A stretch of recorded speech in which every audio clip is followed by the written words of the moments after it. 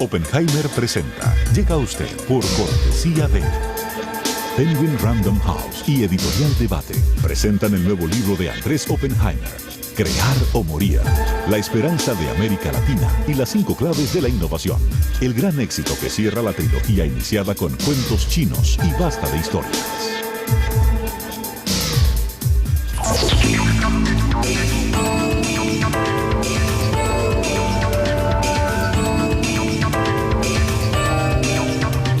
Hola, ¿qué tal? ¿Cómo les va? Soy Andrés Oppenheimer. Gracias por estar con nosotros en toda América Latina y Estados Unidos.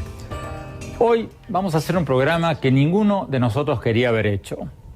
Teníamos acordado una entrevista con el fiscal argentino Alberto Nisman, el hombre que estaba investigando el ataque terrorista contra el Centro Comunitario Judío AMIA, que cobró 85 muertos y 300 heridos en Buenos Aires en 1994. Nisman había denunciado a la presidenta Cristina Fernández de Kirchner y a su canciller Héctor Timerman de haber hecho un supuesto acuerdo ilegal con Irán para encubrir la responsabilidad del gobierno iraní en este ataque terrorista a cambio de petróleo y otros acuerdos comerciales. En las propias palabras de Nisman, el gobierno argentino hizo en el 2013 una alianza con el terrorismo para librar de culpas a los máximos dirigentes del gobierno de Irán.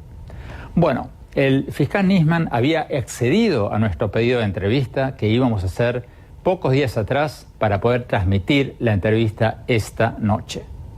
El sábado 17 de enero a las 9:57 de la mañana, el día anterior a que fuera encontrado su cuerpo sin vida, el fiscal Nisman nos mandó este email que les quiero mostrar a continuación. El email decía: hola Andrés, gracias por tus palabras. Yo le había pedido la entrevista con palabras elogiosas. El lunes concurro al Congreso invitado por la Comisión de Legislación Penal y posiblemente se extienda hasta la tarde. Obviamente que me interesa. Hablemos el lunes tipo 7 o 8 de la tarde a ver si ya me desocupé. Gracias, Alberto Nisman. El día 18, el día anterior al que iba a presentar nuevas evidencias de su acusación ante el Congreso, Nisman fue encontrado muerto en su apartamento. La presidenta argentina inmediatamente tildó su muerte de un suicidio en su página de Facebook, luego cambió su historia ante las evidencias que planteaban muchas dudas y ella misma dijo que le costaba creer que hubiera sido un suicidio. Las encuestas en Argentina muestran que prácticamente nadie cree que fue un suicidio. Obviamente fue una muerte muy sospechosa. Como lo dije en su momento aquí en CNN y en el Miami Herald, una persona que se va a suicidar en pocas horas no muestra el grado de confianza en sí mismo y la determinación que mostró Nisman en los últimos días de su muerte. Pocos días antes, el 14 de enero, Nisman había dado una larguísima entrevista al canal TN de Argentina. Lo pueden ver, está en YouTube. Cualquiera que lo vea se da cuenta que este hombre tenía una determinación y una confianza en sus pruebas contra el gobierno obvias. Y en su email que nos mandó a nosotros, me decía que obviamente, en sus propias palabras, le interesaba hablar ante estas cámaras. Lo decía sin el menor titubeo y sin ninguna otra duda que la hora en que podíamos hablar después de su presentación ante el Congreso. Y más tarde se supo que hasta había dejado una nota a su empleada doméstica con las listas de las compras que debía hacer al día siguiente en el supermercado. O sea, tuvo un comportamiento muy distinto al de una persona abrumada, agobiada, melancólica, deprimida, a punto de quitarse la vida. ¿Fue un asesinato o un suicidio inducido o un suicidio a secas?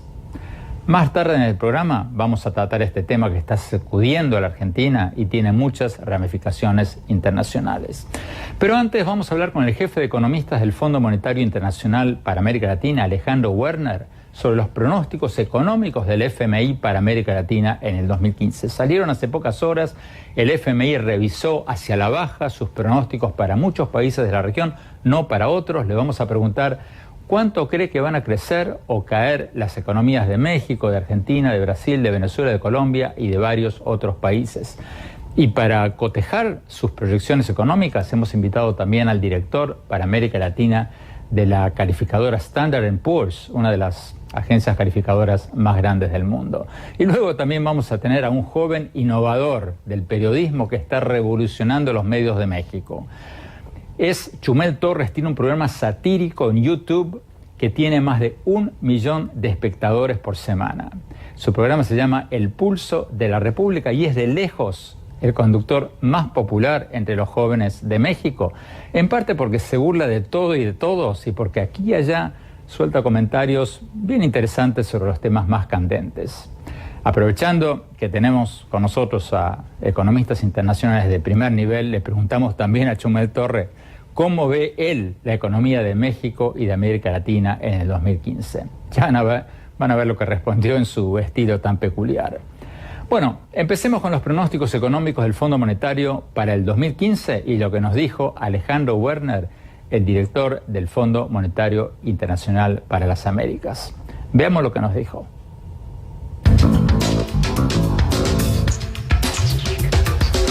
Doctor Alejandro Werner, ¿cómo ven ustedes en el Fondo Monetario Internacional la economía de América Latina en el 2015? Porque un alto funcionario del Banco Mundial me decía que el 2015 con suerte va a ser mediocre. ¿Demasiado pesimista o realista? Yo te diría que es realista. Claramente el 2015 va a ser un año parecido al 2014 en términos de crecimiento económico, que ya fue un año en donde la región creció alrededor de 1%, que es el crecimiento más bajo de los últimos 12 años, a excepción del 2009. Y para el 2015 estamos esperando un año parecido.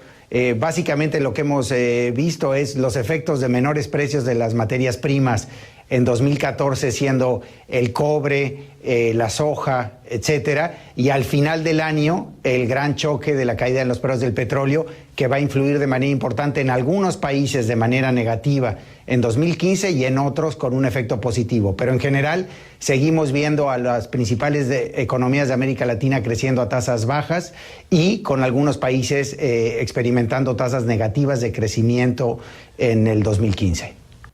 Usted dice que la economía de la región va a depender en gran medida de los precios del petróleo, pero un informe de Goldman Sachs, del banco de inversiones Goldman Sachs, recientemente decía que los precios del petróleo, que ya cayeron más del 50% en los últimos 6 meses, van a caer mucho más, a $40 el barril. Entonces, ¿qué va a pasar con Venezuela, con Ecuador, con México, con los países que exportan petróleo? Mira, claramente ya la situación actual con el precio del petróleo alrededor de $45 el barril, con una perspectiva de una recuperación muy lenta hacia $70 el barril en 2-3 años, representa un choque muy, muy grande. Cuando vemos a América Latina, ¿cuáles son las economías que son exportadoras netas de petróleo?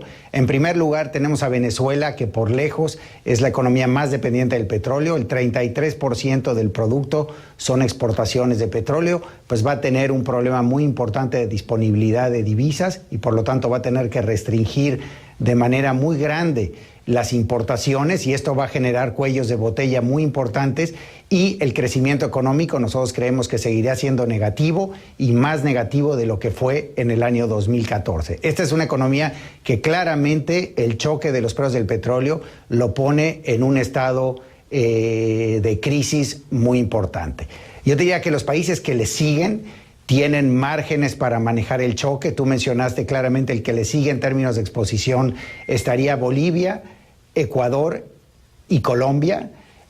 Bolivia no exporta petróleo, pero exporta gas y el gas está vinculado a los precios del petróleo en sus contratos. Entonces, estos 3 países tienen una exposición de alrededor del 7% del producto de exportaciones netas de petróleo, va a afectar sus finanzas públicas, va a afectar su inversión, etcétera, y por lo tanto van a tener que hacer ajustes, pero son países que tienen espacio fiscal, tienen capacidad de financiamiento y van a tener que ir haciendo un ajuste, tanto en sus finanzas públicas, en algunos casos donde puedan, en sus tipos de cambio, pero es perfectamente manejable y vamos a ver efectos sobre el crecimiento económico. En el caso de México, México es una economía que como economía no es dependiente del petróleo.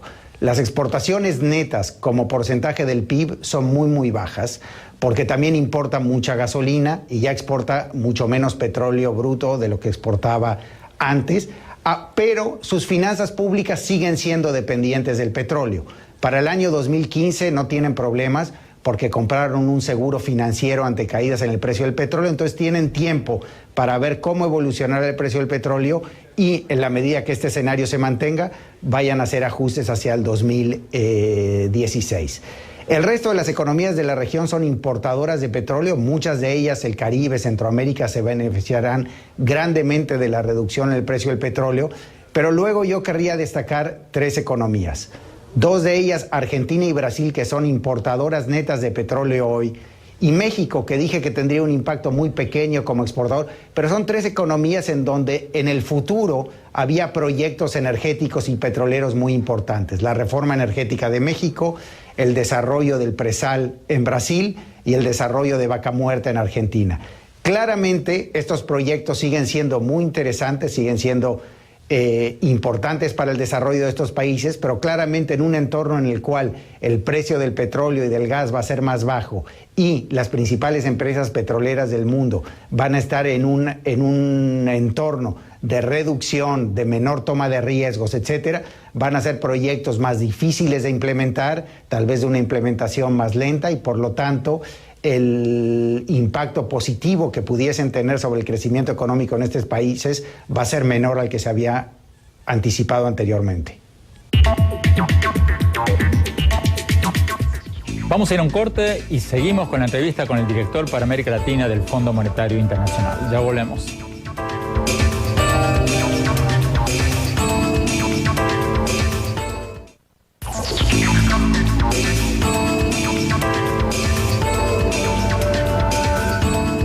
Gracias por seguir con nosotros. Seguimos con la entrevista con el director para América Latina del Fondo Monetario Internacional, Alejandro Werner, que acaba de sacar sus pronósticos económicos para América Latina en el 2015.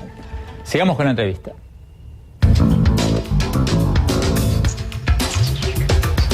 Argentina está en un año electoral. ¿Ustedes están previendo que la economía argentina caerá aún más que en el 2014, en que ya fue, junto con Venezuela, la economía que menos creció de América Latina? Sí, todavía los números, obviamente finales del 14 no los tenemos. La economía parece que cayó un poco menos de lo que habíamos anticipado, pero yendo hacia el 2015 vemos una caída mayor a la del 2014. ¿Por qué? Porque también es una economía que enfrenta una restricción de balanza de pagos, de financiamiento externo importante, una caída en el precio de sus principales exportaciones y por lo tanto menor disponibilidad de divisas, un nivel de incertidumbre importante asociado a un entorno de una tasa de inflación relativamente elevada para el entorno regional y también un entorno regulatorio y de política económica muy incierto. Altos déficits fiscales, grandes regulaciones a la importación y eso obviamente está generando incertidumbre, cuellos de botellas, efectos sobre la inversión, efectos sobre el consumo que hace que la economía, cuando uno ve el sector industrial, ve el consumo de bienes durables, etcétera, esté presentando todas, digamos, los síntomas de una economía que presenta crecimiento negativo. Pero claramente cada vez más la probabilidad de que sea un entorno sostenible, evitando movimientos mayores en las principales variables financieras, es más alta, cosa diferente a la otra economía que tú mencionabas de la región como Venezuela, una economía ya entrando en un periodo de crecimiento negativo muy importante al cierre del 2014, que se va a ver exacerbada de manera muy, muy importante por el choque en el precio del petróleo. Lo que mencionaba al principio de la entrevista, más de 30% del producto son las exportaciones petroleras. Estas exportaciones cayeron a la mitad en su precio, lo cual va a reducir de manera muy importante la disponibilidad de divisas, la capacidad de importar medicinas, maquinaria, repuestos, etcétera, para que una economía funcione y claramente los niveles de abasto de todos estos productos van a verse severamente afectados y esto va a generar obviamente problemas importantes en la planta productiva, una aceleración de la inflación, todavía mayor incertidumbre y nosotros consideramos una reducción de la actividad económica muy considerable el año entrante. Y obviamente el debate que se ha visto, digamos, en muchos medios sobre la capacidad que tiene esta economía de seguir sirviendo sus obligaciones internacionales. Doctor Werner, Venezuela, ¿cuánto tiempo puede mantenerse Venezuela con una inflación del 65% anual sin caer en una hiperinflación? O sea, en un caos, en una anarquía total. Nuestras proyecciones son que obviamente la inflación continúa acelerándose, todavía lejos de los niveles de hiperinflación, pero ya en niveles donde claramente altera todas las decisiones económicas. Una inflación de 70%, de 80%, de 100%, claramente es una inflación en donde los agentes económicos cada vez se concentran más en tratar de defenderse de estos fenómenos que de pensar en cómo producir más, mejor y de manera más eficiente. Toda, digamos, la estructura de restricciones de tipos de cambio múltiples, etcétera, hace que haya, digamos, una distribución de rentas donde es mucho más beneficioso para un empresario, etcétera, fijar cómo explota estas diferencias de precios más que concentrarse en la producción. Y por otro lado, de nuevo, volteando a una economía que va a enfrentar los niveles de escasez que estaba mencionando anteriormente, es una economía que se acerca cada vez más a una situación de aislamiento del resto de la economía internacional, en donde obviamente los niveles de vida se van a ver claramente afectados. Y yo creo que es una pregunta tanto en el ámbito social y político como en el ámbito económico, ¿qué tanto se puede restringir el consumo de una sociedad antes de que se vean problemas sociales más patentes? O, por otro lado, si eventualmente se decide sacrificar el cumplimiento de las obligaciones externas para tratar de mantener o de minimizar el impacto sobre el consumo interno de este gran efecto que va a tener el nuevo precio del petróleo. Sintetizando entonces, ¿cuáles son las 3 economías latinoamericanas a las que peor les va a ir y cuáles son las 3 a las que mejor le va a ir este año? Yo diría las 2 economías que presentan crecimiento negativo, las que crecen menos: Venezuela con un crecimiento negativo, Argentina y luego Brasil, de las economías grandes, con un crecimiento muy bajo. ¿Quiénes van a mantener tasas de crecimiento elevadas de las economías más grandes de la región? Yo te diría Colombia todavía, aún con el choque del petróleo, va a seguir manteniendo una tasa de crecimiento relativamente elevada. México estamos anticipando que acelere su crecimiento económico, y yo creo que Perú, que estamos esperando también que haya una cierta recuperación de su economía, no a las tasas tan elevadas que veíamos antes, pero sí una tasa relativamente decente. Esto es de las economías grandes. Obviamente las economías de menor tamaño, Panamá sigue siendo una economía que tiene una tasa de crecimiento importante, Paraguay va a mantener tasas de crecimiento alrededor del 4%, ¿no? Ese sería un poco el entorno de crecimiento que estamos esperando para el año entrante. Doctor Werner, la última pregunta, la pregunta del $1.000.000. ¿Qué tendría que hacer América Latina para crecer más, para crecer como la mayoría de los países de Asia, como muchos otros países del mundo? Yo diría que en el corto plazo, primero, no reaccionar en términos de debilitar las fortalezas macroeconómicas que ha construido en un tiempo muy largo para tratar de alcanzar beneficios en el muy corto plazo. Realmente este es un ciclo que va a llevar tiempo en términos de que las economías se ajusten al entorno de bajo crecimiento, y las economías tienen que pensar en el mediano plazo. Cómo sentar las bases de un nuevo proceso de crecimiento económico, ya no tan impulsado por las materias primas. Y en ese sentido, trabajar en la parte de infraestructura, trabajar en la parte de educación, trabajar en la parte de Estado de Derecho y trabajar en la parte de innovación, como tú muy bien lo has mencionado en tu libro, y en la parte de investigación y desarrollo y de vinculación de la educación con el sector privado y el desarrollo de empresas, creo que va a ser crucial para que realmente se establezcan las bases para una agenda y un marco de crecimiento más sostenible en el mediano plazo y menos dependiente del entorno internacional y sobre todo del devenir de los precios de las materias primas en el Cono Sur. Y en México son los mismos temas, pero para una economía que está más basada en el desarrollo de sus manufacturas, pero claramente en términos de educación, en términos de Estado de Derecho, en términos de innovación, igual de rezagada que las economías de la región. El último aspecto, trabajar mucho para incrementar los niveles de ahorro y de inversión que han sido realmente el talón de Aquiles de América Latina.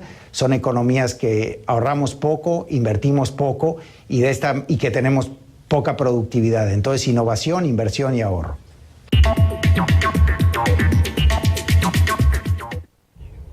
Vamos a Nueva York, licenciado Roberto Sifón Arévalo. El FMI, Alejandro Werner, el director para América Latina del FMI, poco después de esta entrevista anunció su pronóstico de que la economía de Venezuela se va a desplomar en un 7% este año. O sea, un derrumbe total. ¿Es realista esto o demasiado pesimista? Bueno, nosotros hemos estado durante el año 2013-2014, la verdad, reflejando, si uno mira el paso que han seguido las calificaciones que tenemos sobre el gobierno de Venezuela, demuestran que nuestra visión, no sé si está a ese nivel a decir que va a desplomarse un 7%, pero sí claramente estamos mostrando que la situación actual es bastante poco sostenible. Tenemos una calificación en este momento de CCC+, que indica que nosotros vemos que el riesgo de default o de cesación de pago de sus responsabilidades estaría dentro de los próximos 12 meses. Cuando uno entiende que otras economías están en esta situación, generalmente son situaciones en las cuales vas a tener un crecimiento definitivamente negativo o de crecimiento.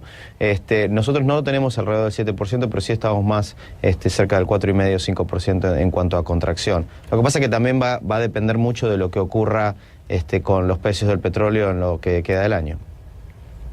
En 30 segundos antes de ir a un corte, el FMI dice que la economía argentina se va a caer un 1,3 este año. La misma pregunta, ¿realista o demasiado pesimista?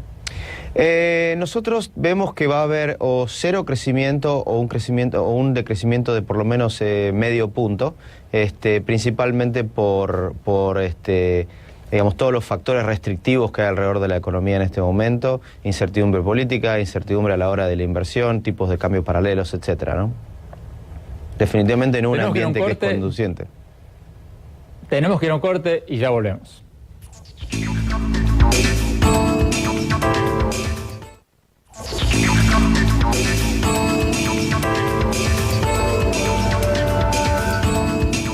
Gracias por seguir con nosotros. Vamos a Nueva York. Roberto Sifón Arévalo, de la agencia calificadora Standard & Poor's. En la entrevista que le hicimos a Alejandro Werner, el director para América Latina del Fondo Monetario Internacional, nos dijo que dentro de todo era bastante optimista para México. Después el FMI pronosticó que México va a crecer un 3,2% por año. La economía mexicana va a crecer un 3,2% este año. ¿Es realista este pronóstico o demasiado optimista? Pues yo creo que es realista. Nosotros hemos estado teniendo un pronóstico relativamente también alrededor del 3%. Lo que sí, también quiero ser sincero y decir que también teníamos un pronóstico más positivo para el 2014 del que terminó siendo, ¿no? Es como que México es una buena promesa y creo que todo el mercado está mirando una serie de situaciones que han ocurrido en los últimos años, las reformas, etcétera, y nos hemos esperanzado mucho, pero creo que un poco, hasta el momento lo que hemos visto es que los resultados están tardando un poquito más de lo esperado. Obviamente somos positivos, por eso tenemos un crecimiento del 3%, que si uno mira a nivel histórico en México es bastante bueno. Pero hay un gran signo de interrogación, ¿no? Principalmente, sobre todo, para ver cómo se van a implementar estas reformas que se pasaron hace poco, que son las que están atrás de estos buenos pronósticos. México está viviendo una crisis política por varios motivos: la muerte de los 43 estudiantes en Iguala, el escándalo político en torno a la compra de esta mansión, la Casa Blanca, por parte de la primera dama y varios otros. ¿Tú crees o no crees que la política va a contaminar a la economía en México? Porque la crisis política, los propios funcionarios del gobierno lo admiten, es seria. Correcto, y eso es un poco lo que está detrás de lo que te decía antes, ¿no? Cuando uno mira lo que queda ahora por hacer, ¿no? Digamos, cuáles son los factores que harían que la economía crezca, que sería una implementación realmente buena y efectiva de las reformas que se pasaron. Obviamente lo que necesitan es que el poder político de la actual administración se mantenga, y toda esta coyuntura, por distintos motivos, han debilitado de cierta manera el poder de la administración, y eso realmente sí puede tener un un impacto en lo que realmente termine siendo al final del día el resultado económico. Por eso que te decía al principio, sí es realista la visión que daba el director del Fondo Monetario, pero tiene un gran signo de interrogación, que es el aspecto político. Si el aspecto político no funciona, probablemente estemos haciendo lo que nos tocó hacer el año pasado, que es revisar esas perspectivas de crecimiento hacia la baja. Muchísimas gracias, Roberto Sifón Arévalos, de la agencia calificadora Standard & Poor's. Vamos a ver lo que nos dijo Chumel Torres, el conductor del programa satírico mexicano El Pulso de la República. Vamos a ver lo que nos dijo cuando le preguntamos sobre sus predicciones económicas para el 2015. Chumel Torres, como les contaba al principio del programa, es la sensación del momento en YouTube. Lo conocí cuando estaba presentando mi nuevo libro en México. La editorial me dijo, tienes que darle una entrevista a este muchacho porque tiene una audiencia impresionante, y efectivamente más de 1 millón de personas ven cada uno de sus programas todas las semanas. Vamos a ver lo que nos dijo cuando le preguntamos sobre sus pronósticos económicos para el 2015. Veamos.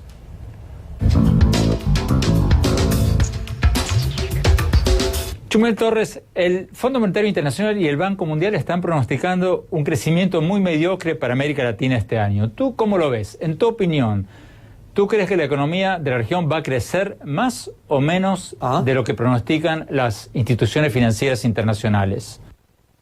Mira, Andrés, a mí me parece lo más divertido del mundo, porque la proyección para este año del Fondo Monetario Internacional va del 2.8 al 2.5%.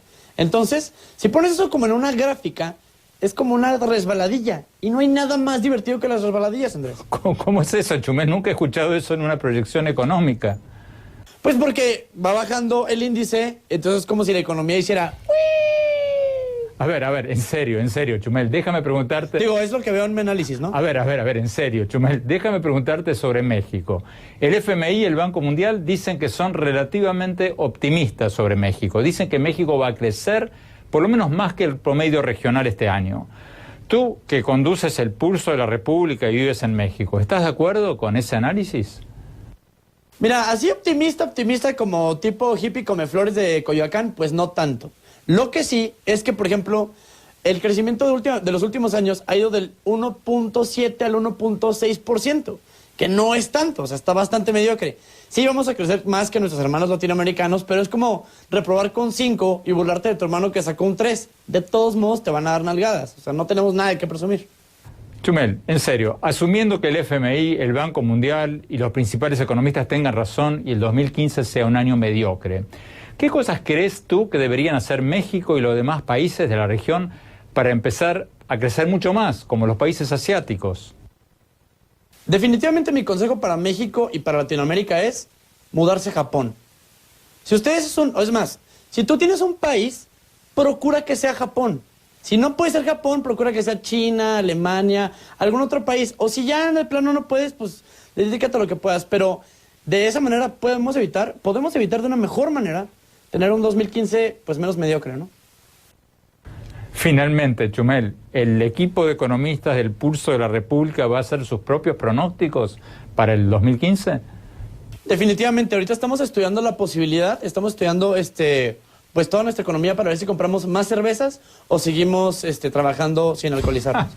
Chumel Torres, muchas gracias. Ojalá podamos contar más Igualmente, a menudo Andrés, con tus comentarios cuando tratemos temas tan difíciles de entender.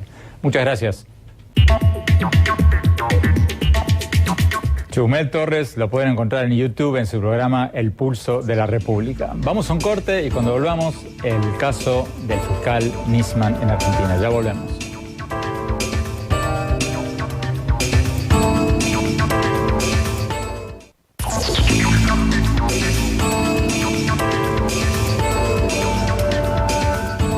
Gracias por seguir con nosotros. El caso del fiscal argentino Alberto Nisman sigue sacudiendo a la Argentina y con muy buena razón. Para quienes no lo siguieron muy de cerca, Nisman fue encontrado muerto el día antes de que iba a presentar al Congreso argentino nuevas pruebas de su acusación contra la presidenta argentina Cristina Fernández de Kirchner y su ministro de Relaciones Exteriores Héctor Timerman, según las cuales ambos habrían hecho un acuerdo ilegal con Irán para eximir al gobierno iraní de su responsabilidad por el ataque terrorista de 1994 contra la mutual israelita AMIA de Buenos Aires, que resultó en 85 muertos y más de 300 heridos.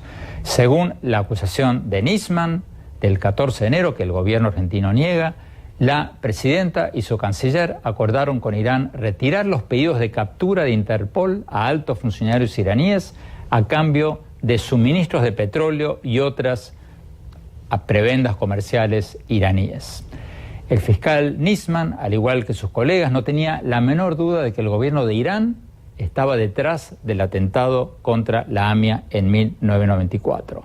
En el 2006, Argentina había acusado formalmente al gobierno iraní por ese ataque, había pedido a estos 8 funcionarios, la captura de estos 8 funcionarios iraníes, y en un intercambio de emails en el 2013, Nisman mencionó al actual presidente de Irán, al supuestamente moderado Hassan Rouhani, como uno de los funcionarios que integraban el comité que presuntamente habría ordenado este ataque. Irán, por supuesto, niega cualquier participación en ese atentado terrorista. En el mensaje, en el email que me mandó en ese momento Nisman, decía que Abolghasem Mesbahi, quien por sus antecedentes dentro del Servicio de Inteligencia Gubernamental de Irán era un testigo calificado, había un comité especial denominado Ville, que se encuentra bajo la dirección de Ali Khamenei, el líder supremo de Irán, y cuyos miembros, entre otros, incluían a Rouhani, al actual presidente de Irán. Tenemos con nosotros desde Washington a Douglas Farah, un investigador del Centro de Estrategia y Evaluación Internacional que ha estudiado mucho el caso de Irán en América Latina, es un ex periodista del Washington Post. Muchas gracias por estar con nosotros. Y también tenemos al doctor José Miguel Vivanco, director para las Américas de Human Rights Watch, la Organización de Defensa de los Derechos Humanos. Douglas Farah, ¿hay alguna duda de que el gobierno de Irán planificó el ataque contra la AMIA en Argentina en 1994? ¿O el fiscal argentino se dejó llevar un poco por datos que por ahí no eran suficientemente sólidos? ¿Qué crees tú?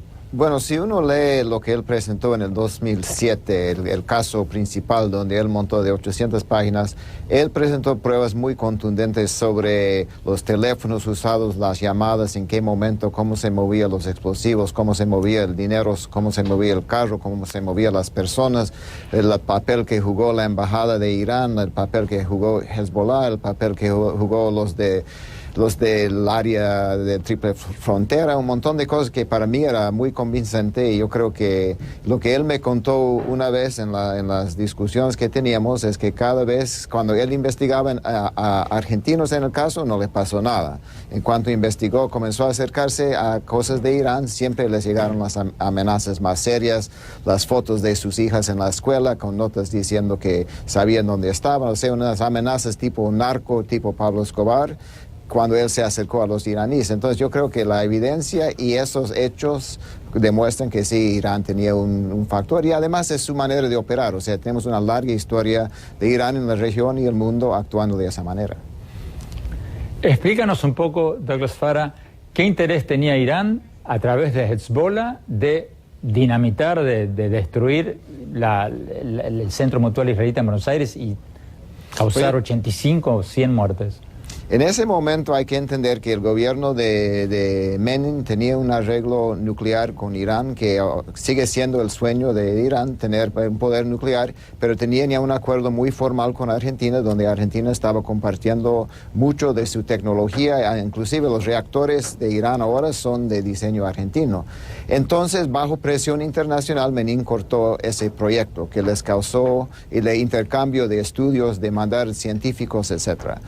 Y además cortó la venta de armas y otras cosas en ese momento por cuestiones de presión internacional. Entonces me parece a mí, leyendo la historia del tiempo, que eso fue lo que el factor detonante para que Irán tomara la decisión de castigar a los que no, especialmente los que no les iban a entregar ya el materia nuclear que ellos habían prometido y que Irán desesperadamente quería. El gobierno argentino, Douglas Farah, dice que Nisman era un fiscal arrebatado, pobre muchacho, se dejó engañar, y sus acusaciones de que la presidenta argentina y su canciller Héctor Timerman hicieron lo que Nisman llamaba una alianza con el terrorismo, con Irán, eran falsas. ¿Tú qué crees de la acusación de Nisman contra el gobierno argentino para supuestamente tratar de encubrir la responsabilidad iraní en este atentado? Mire, lo que dijo Nisman en su última acusación no era tan... lo que él tenía eran detalles, pero yo y muchos otros escribimos después de que se dio a conocer el memorándum de entendimiento en el 2013 entre Irán y Argentina, que a fondo sabíamos, porque había pruebas, hasta los iraníes mismos lo dijeron, que a fondo lo que ellos estaban queriendo de esa negociación es levantar las órdenes de arresto contra los 8 dirigentes iraníes, y lo dijeron claramente y públicamente. Entonces la idea de que esa negociación nunca existió es pura paja, porque hasta los iraníes en el 2013 reconocieron que su gente jamás iban a estar en un juicio, jamás iban a ir a Argentina a testificar. Si Nisman llegara allá no iba a hablar con ellos, aunque el acuerdo decía que sí. Dijeron tajantemente que gente como Ahmed Vahidi, que era el ministro de Defensa en ese momento, otros no tenían la obligación de ir a presentar ahí. Entonces, a fondo era obvio que el arreglo del memorándum era levantar esas noticias rojas, esas peticiones de arresto. Alertas rojas, porque habían causado un montón de problemas a todos los dirigentes iraníes. José Miguel Vivanco, en Washington, director para las Américas de Human Rights Watch. Después de la muerte de Nisman, ¿el gobierno argentino no tendría que haber nombrado inmediatamente o pedido inmediatamente una comisión investigadora independiente? ¿Qué pasa en otros países, en otros casos, cuando hay una muerte con un impacto político tan fuerte como la que ha tenido la muerte del fiscal Nisman? Andrés, el caso del fiscal Nisman es de la mayor gravedad, y la muerte evidentemente que tiene un impacto no solo jurídico, sino también político de enormes proporciones. Yo creo que el gobierno argentino ha actuado mal. Me parece que la presidenta se ha apresurado ligeramente a calificar la muerte primero como un suicidio, y luego sostener a los pocos días que ella pensaba que era otra cosa, que no habría sido un suicidio. La presidenta no puede estar emitiendo este tipo de comentarios que son irresponsables, y hay que dejar a las instituciones judiciales, hay que darles el espacio y la independencia que requieren para que actúen como lo están haciendo. El juez Lijo tiene todos los audios de las interceptaciones telefónicas y el resto de la investigación a su cargo, para determinar cuál fue realmente la causa de la muerte del fiscal Nisman. Hasta la fecha hay más preguntas que respuestas. Es un caso sumamente sospechoso, muy delicado, que deja una sensación de prácticas mafiosas en Argentina. Pero, José Miguel Vivanco, hay un total descreimiento en la sociedad argentina, no solo del gobierno, sino de la justicia. Para aclarar estas dudas, ¿no tendrían que haber nombrado una comisión independiente para que investigue esto? ¿O eso es algo que, porque yo recuerdo en muchos otros casos en otros países, eso es lo que los gobiernos han hecho para, digamos, deslindar cualquier responsabilidad? Sí, pero colocando las cosas en su contexto, yo creo que hay diferencias entre el Poder Judicial argentino y otros en América Latina. Estoy pensando, por ejemplo, en Venezuela, donde evidentemente que no hay la más mínima credibilidad en el Poder Judicial. El Poder Judicial argentino cuenta con magistrados, con fiscales como Nisman, el propio juez Lijo, que tiene a su cargo la investigación, que son personas serias. Nisman se había ganado la confianza de la comunidad judía argentina. Aquí lo grave es que hayan transcurrido más de 20 años del atentado terrorista más serio contra una comunidad judía en América Latina, y todavía no exista nadie realmente castigado, condenado por unos hechos tan graves. En algún momento, hace 2 años, el gobierno argentino intentó armar una comisión de la verdad con participación de funcionarios o de autoridades nombradas también por el gobierno iraní. Nosotros criticamos fuertemente ese esfuerzo, porque nos parecía que aquí lo que cabe hacer es que los funcionarios y las autoridades iraníes imputadas por estos hechos presten declaraciones indagatorias ante un juez, ante el juez que lleva la causa en Argentina sobre el atentado de la AMIA, y no sustraer la investigación a una entidad que el tiempo nos ha dado la razón, hasta ahora no ha servido absolutamente para nada en la determinación de responsabilidades y en el esclarecimiento de los hechos de la AMIA. Se nos acabó el tiempo, José Miguel Vivanco, muchísimas gracias. Vamos a un corte y mi opinión sobre la misteriosa muerte del fiscal Alberto Nisman. Ya volvemos.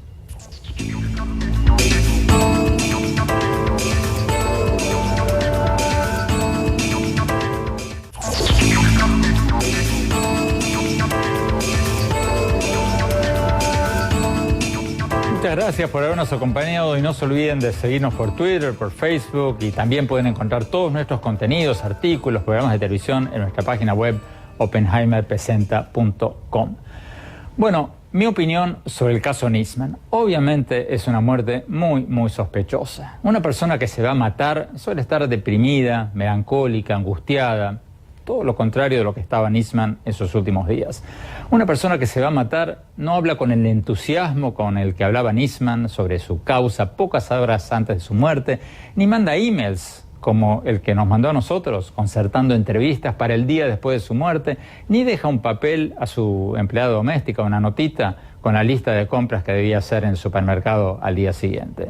Y un fiscal que había dedicado toda su vida, o los últimos 10, 12 años de su vida, a esclarecer esta causa, no se iba a matar el día anterior al que iba a presentar su caso ante el Congreso en una audiencia que él mismo estaba buscando. Como suele suceder, ya están saliendo y van a salir todo tipo de pistas falsas para confundirnos todavía más a todos. Y en Argentina hay un descreimiento generalizado sobre la capacidad del gobierno y de la justicia de esclarecer estos hechos. Hasta la propia presidenta, como lo decíamos en el bloque anterior, que al principio había dicho que la muerte de Nisman había sido un suicidio, tuvo que cambiar su relato más tarde para admitir que probablemente no fue tal cosa. Por eso, para mí, urge más que nunca una investigación imparcial. Como lo dije ante las cámaras de CNN la misma noche que se anunció la muerte de Nisman, una investigación que sea creíble para los argentinos, quizás solo puede ser una investigación independiente con juristas de la oposición o con un comité ciudadano, o con veedores o peritos internacionales, algo para que no le quede ninguna duda a nadie sobre cómo murió el fiscal Nisman. Ojalá se haga por el bien de Argentina. Gracias, hasta la próxima.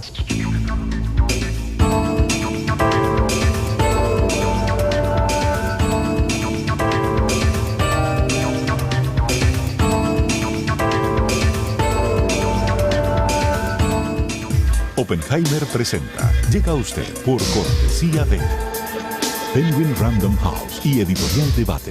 Presentan el nuevo libro de Andrés Oppenheimer, Crear o Morir. La esperanza de América Latina y las 5 claves de la innovación. El gran éxito que cierra la trilogía iniciada con Cuentos Chinos y Basta de Historias.